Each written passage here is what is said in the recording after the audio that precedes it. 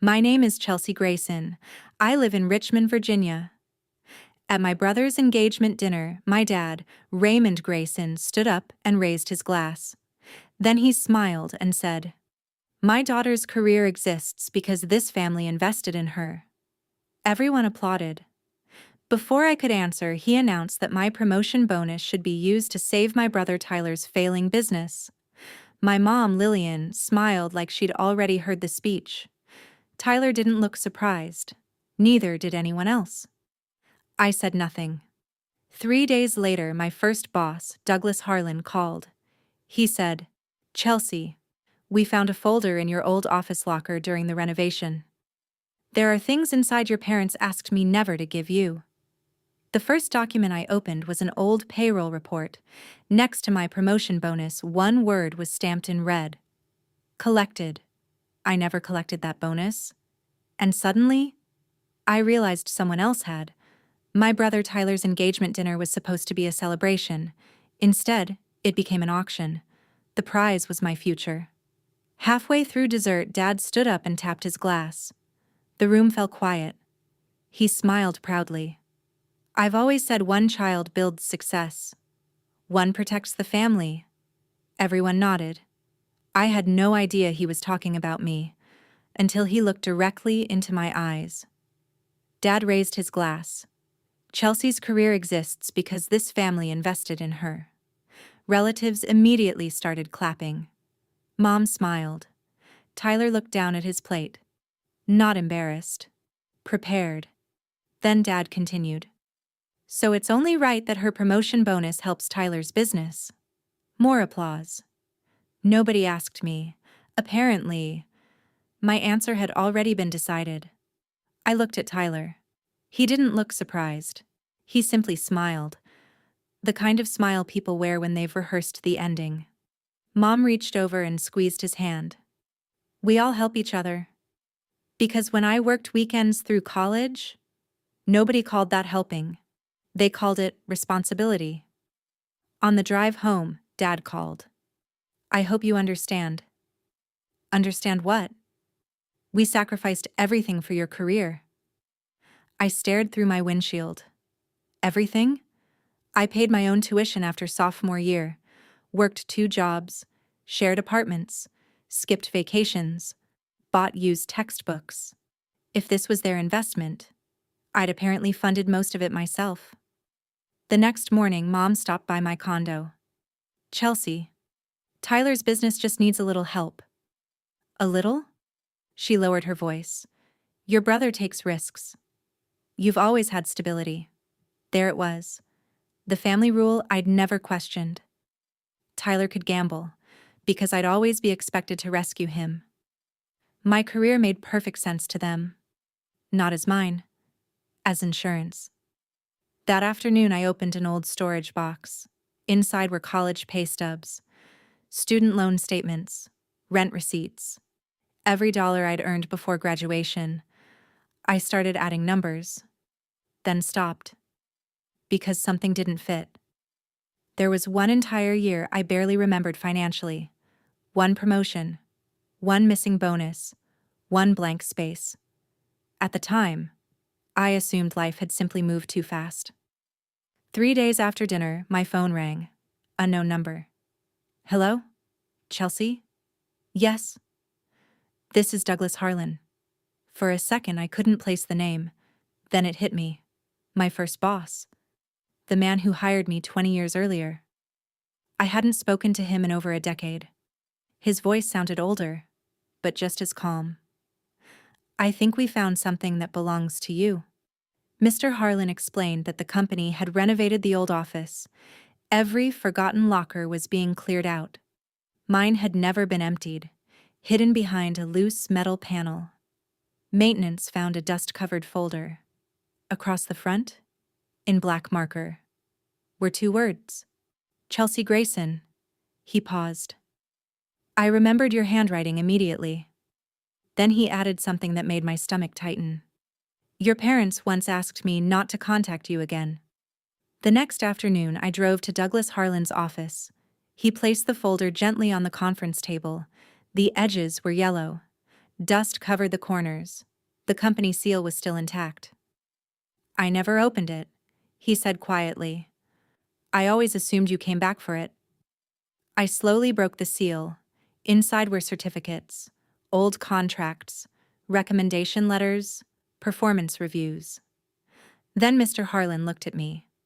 "Chelsea, there's one document I never understood." He pulled out an old payroll report. My name sat neatly across the top. Employee number, department, promotion date.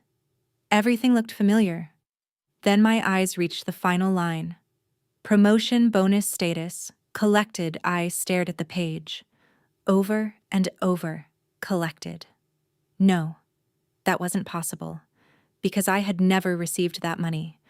And for the first time in 20 years, I realized the missing year in my memory had just found its first receipt. Douglas Harlan didn't rush me.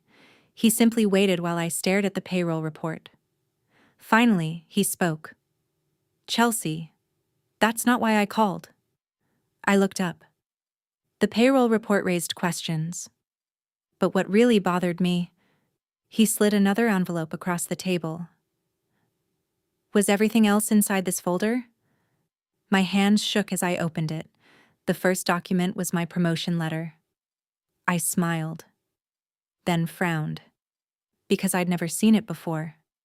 "Congratulations, Chelsea. Effective July 1st, you'll become project coordinator.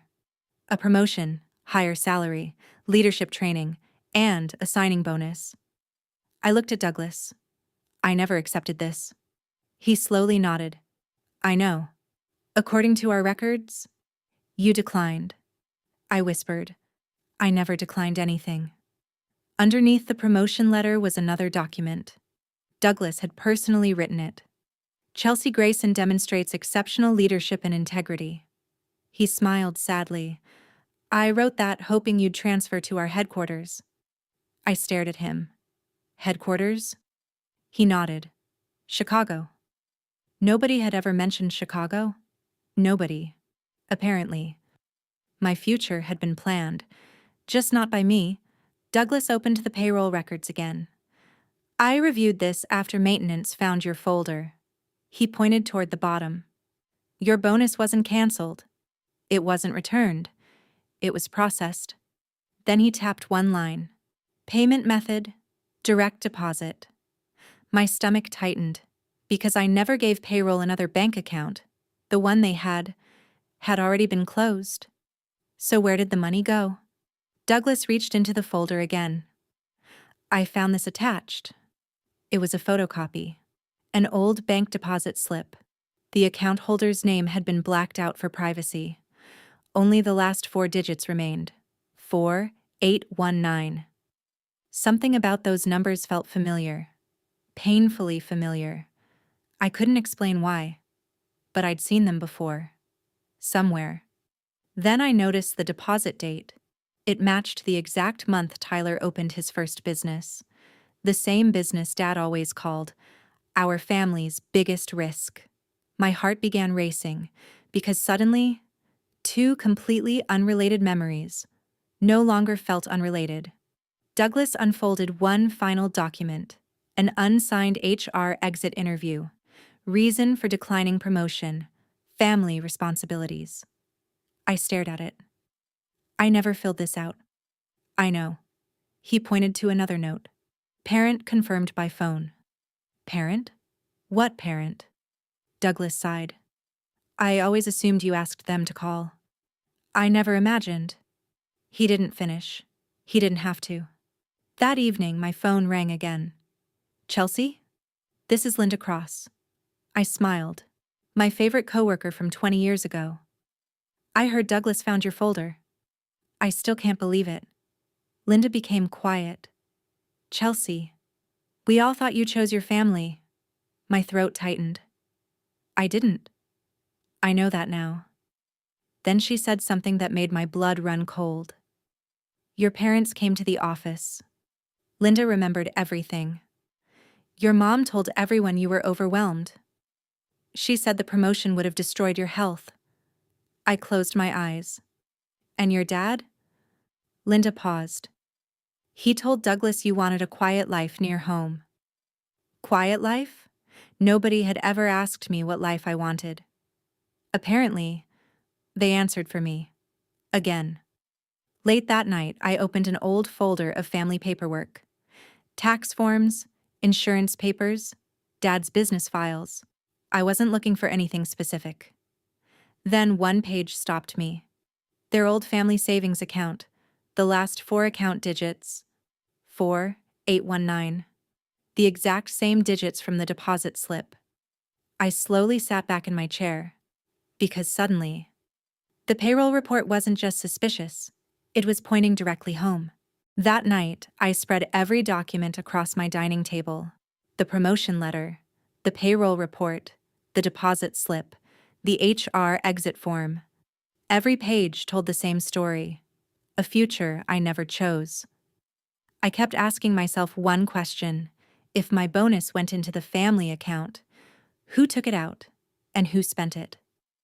The next morning, I drove to my parents' house. Mom was grocery shopping. Dad was mowing the lawn. I quietly stepped into his home office. He'd always kept meticulous financial binders, year after year, everything labeled. Then I found the binder from the exact year my promotion disappeared. Inside was a handwritten ledger. One deposit caught my eye immediately. The amount matched my promotion bonus exactly. My hand started shaking. A few pages later, another entry appeared. Transfer. Tyler Business Startup. Same week. Almost the same amount. I stared at the dates. Dad hadn't just moved money. He'd moved my opportunity into Tyler's future. Suddenly, his first business didn't look self-made anymore. Before I left the house, my cousin Megan Pierce called. "Chelsea, I think you need to see something." "What is it?" "I found old family chat printouts while helping Aunt Carol clean." "Family chat?" "Some of them mention your old job." My stomach tightened. She forwarded the pictures. I opened the first screenshot and immediately wished I hadn't. Dad wrote, "She'll cave eventually." Mom replied, "Chelsea always puts family first." Then Tyler answered, "Just don't mention Mr. Harlan." I froze. Mr. Harlan. They weren't afraid of me. They were afraid of him. Because apparently, he remembered more than they expected. I met Douglas for coffee the next afternoon. He looked uncomfortable. "Chelsea, there's something I've never forgiven myself for." He explained that after I suddenly declined the promotion, my parents visited the office. They insisted you needed to stay close to home. They thanked me for understanding. I looked down. And I believed them. Douglas sighed. "I thought I was respecting your wishes." Douglas reached into his briefcase. "I almost forgot." He handed me another certificate. Gold lettering, company seal. I read the title, Employee of the Year nominee. I laughed softly. Then tears filled my eyes. I never knew. "You weren't just nominated." Douglas smiled. "You were the favorite to win." The ceremony happened 2 weeks after I supposedly resigned. I lost more than a bonus. I lost a reputation I never knew I'd earned. Linda Cross called again that evening. I remembered something strange. "What?"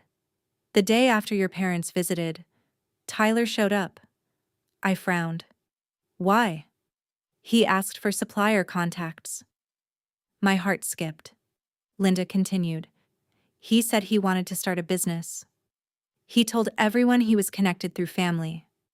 Connected through family, not through talent. Through me. Without my knowledge." 2 nights later, Dad called. He sounded nervous. "I heard you've been talking to Douglas." "I have." Long silence. Then he quietly muttered, "He should have destroyed those files." Everything inside me went still. He realized what he'd just admitted. Mom immediately grabbed the phone. "We'll talk later." The call ended. I stared at my screen, because innocent people don't ask for evidence to disappear. That night, Megan sent one final screenshot. Dad wrote, Chelsea never needs to know what happened to that folder. Mom replied, as long as Harlan stays quiet, we're fine. Tyler simply reacted with a thumbs up. I slowly closed my phone. The engagement dinner suddenly made perfect sense. They weren't asking for my new promotion bonus because they believed in family. They were asking because they'd already spent the first one, and they thought I'd never find the receipt. A week later, Mom invited everyone to Sunday dinner. She said it was time to move forward. When I walked in, Tyler was already sitting at the table. Dad had a manila folder beside him. He smiled. Chelsea, before we eat, we need one small favor. He slid several papers toward me. Bank transfer forms, Tyler's business account number. The amount was already filled in. They hadn't invited me to dinner. They'd invited my paycheck. Dad folded his hands. You have a good career because this family invested in you. Mom nodded. We're only asking you to return that investment. Tyler leaned back. It's not forever. Just enough to keep the business alive. I looked at all three of them. Interesting. Not one person asked whether I wanted to help. They only discussed how much. Tyler pushed the transfer papers closer. My lender just needs proof the money is coming. Lender? He smiled nervously. They're giving me one more extension. I frowned. So you've already promised them my money? Nobody answered. Dad looked away. Mom reached for her water. I realized this wasn't a request. It was a promise they'd already made without me. Again.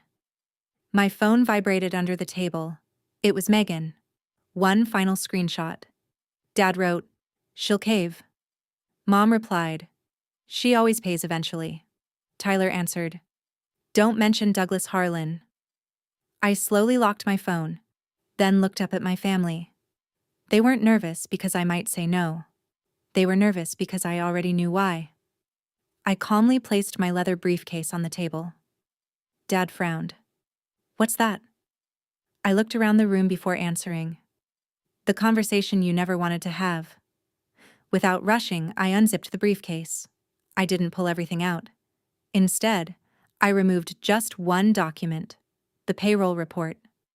I placed it carefully in the center of the table. Nobody touched the transfer papers anymore. Tyler stared at the report. Mom looked at Dad. No one spoke. I wasn't finished, but everyone already knew the evening had changed. I slid the payroll file across the table. Tyler looked confused.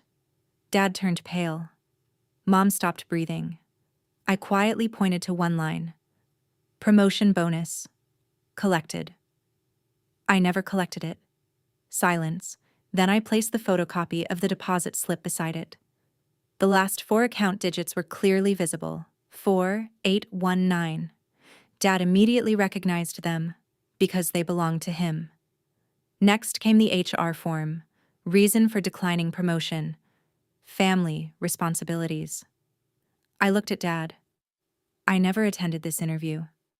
Then I looked at Mom. Payroll says a parent confirmed it. Mom covered her face. Tyler whispered, "Chelsea." I raised my hand. No. You're going to listen. For the first time in my life, nobody interrupted me. Dad stared at the payroll report for several long seconds before speaking. His voice sounded smaller than I had ever heard it. We believed Tyler needed that opportunity more than you did. Nobody moved. He rubbed his forehead. We kept telling ourselves you'd find another opportunity. Mom quietly wiped her eyes. We never thought you'd learn what really happened. I looked at both of them. That wasn't your biggest mistake. They looked up. You convinced yourselves my future was yours to redistribute. The room fell silent, because nobody had an answer for that. Then the front door opened. Everyone turned. Douglas Harlan stepped inside. Mom looked shocked. Dad actually stood up. Chelsea invited me, Douglas said calmly. He placed one final document on the table. His original recommendation, signed 20 years earlier. Then he looked at Dad. I believed you. I shouldn't have. And I've regretted it ever since. Nobody spoke, because the only witness they feared was finally in the room. I opened Dad's old financial ledger. Then I placed the deposit slip beside it. Same amount, same week, same account ending 4819. I didn't need to explain anything else. The documents explained themselves. I looked around the table. My career was never your investment. You delayed it. You benefited from it. And then you expected me to do it again? Tyler lowered his head. Mom quietly cried. Dad stared at the table. For the first time, nobody could argue with the truth. Nobody spoke after Douglas finished. The silence lasted almost a full minute. Then Tyler's phone rang. He looked at the screen. His lender. He stepped into the hallway to answer. We could still hear his voice. No, that's not what happened. I can explain. Another pause. Then his shoulders dropped. When he walked back into the dining room, he looked defeated. They're withdrawing the extension. Apparently, they no longer believed the family bailout was guaranteed. Dad finally looked at me. Chelsea, we made mistakes. I nodded. You did. But let's stop calling them sacrifices. I pointed toward the payroll report. You didn't invest in my career. You delayed it. I pointed toward the bank records. You didn't support me. You redirected what I earned. Then I looked at Tyler. And all these years, you called yourself self-made. Nobody argued, because there was nothing left to defend. The following Monday, Douglas invited me to lunch. I owe you something. Before I could answer, he picked up his phone. He called one of my company's senior executives, someone I'd never met.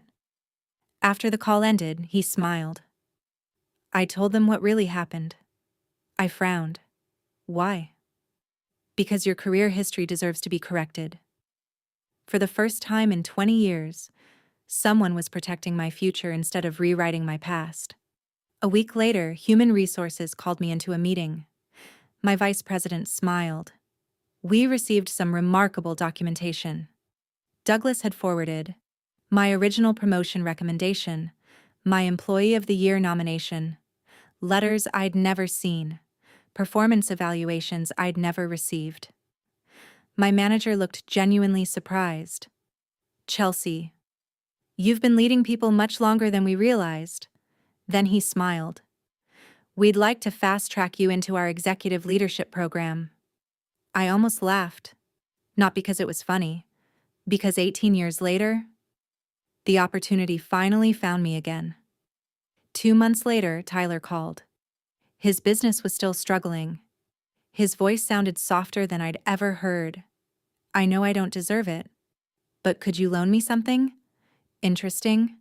Not an apology, not accountability, just another request. I quietly replied, I've already paid for your business once. This time, I'm investing in myself.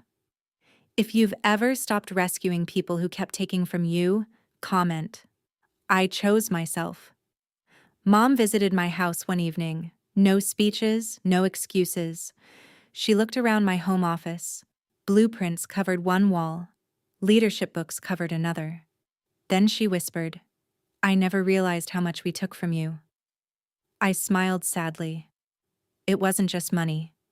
It was time. 18 years of believing I wasn't good enough. Mom cried quietly, because for the first time, she finally understood the real cost. Dad called a few weeks later. Chelsea, after everything we did, you still won't help Tyler? I closed my laptop, then calmly answered, No.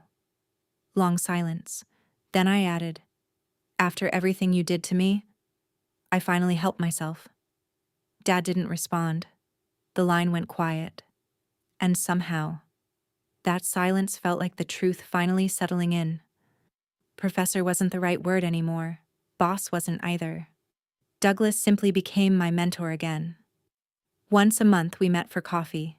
He reviewed my leadership projects, introduced me to industry contacts, encouraged me to stop apologizing for succeeding. One afternoon he smiled.